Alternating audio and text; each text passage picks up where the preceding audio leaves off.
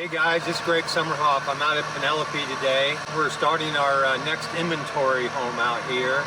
It is going to be the Boomer. I know a lot of people have seen the Boomer online and some photos of it, and this is going to be pretty much the same house, very much different on the interior finish, but pretty much the same house. It's going to be about 4,500 square feet with a finished lower level, 5 bedrooms, a gym, studies.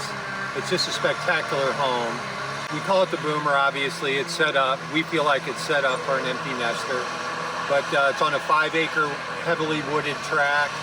Great for a pool. It's just an amazing lot. I'm going to say it'll be done in about 8 months. If you're interested in it, give us a call. We can review with you what we're putting in it.